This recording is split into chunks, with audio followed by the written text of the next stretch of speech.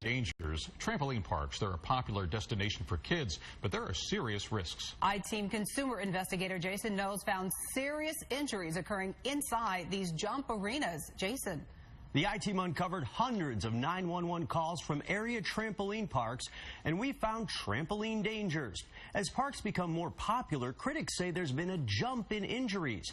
Now, we do want to warn you, some of the images are disturbing.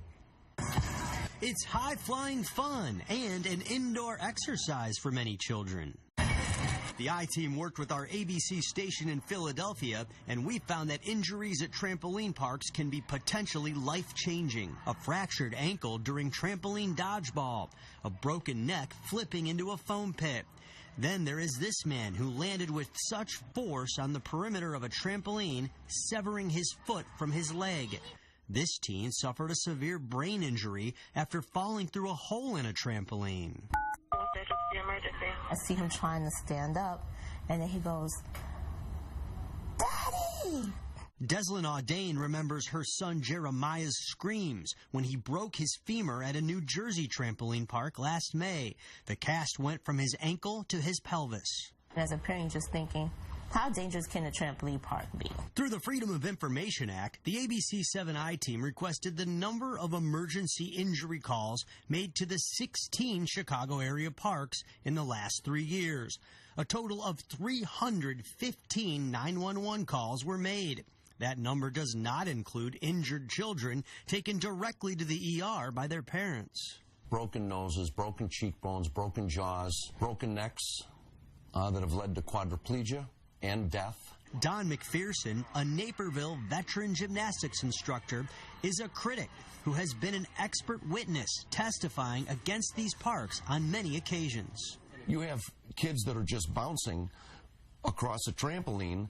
They get to the end of a trampoline where it tightens up and their legs snap. There's a trampoline fracture, they call it. It's a certain kids have open growth plates in their extremities so that they get bigger. It's a softer area, you get more fractures, and it can affect your growth later in life. Dr. Charles Nozica, a pediatric emergency physician at Advocate Children's Hospital, says he's seen an increase in trampoline-related ER visits. 60 to 70% of them are orthopedic injuries, most of them in the lower extremities. The older kids tend to have more upper extremity injuries and have more neck injuries or head injuries because they're trying to do flips. The American Academy of Pediatrics advises against recreational trampoline use and says pediatricians need to actively discourage it. You have all these jumpers on all the other trampolines who unknowingly are double jumping each other. This little girl broke her leg when she was double bounced by an older child.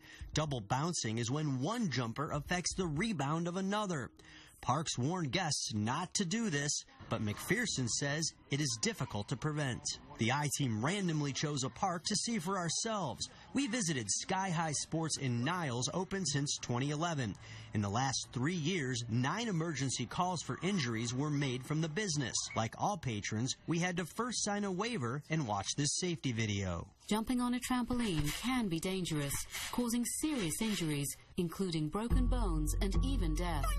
But we saw multiple kids on the same trampoline, double bouncing, running across multiple trampolines. Adults bouncing in the park's special zone for only 6 to 8-year-olds, and teenagers flipping onto their heads. Sky High Sports told the I-Team that safety is our top priority and that it has mandatory policies and procedures to mitigate risk of injury. Warning signs and guidelines are posted, and that trained monitors are placed near all trampoline activities to enforce rules. The park added it will oversee court monitors' performance and overall park safety daily and mentor our staff on a continuing basis. But McPherson says, just getting on is dangerous. The International Association of Trampoline Parks says safety is top priority and plans to implement its own more stringent standards in 2020, including third-party inspections, adding that government data shows trampoline park injury rates are lower or about the same when compared to other youth sports activities, and that other sports like lacrosse and football are even more risky, but still something to watch out for if you're going to take your kids there. That's something parents should absolutely know, and kids need to be aware. What an eye-opener. Yeah.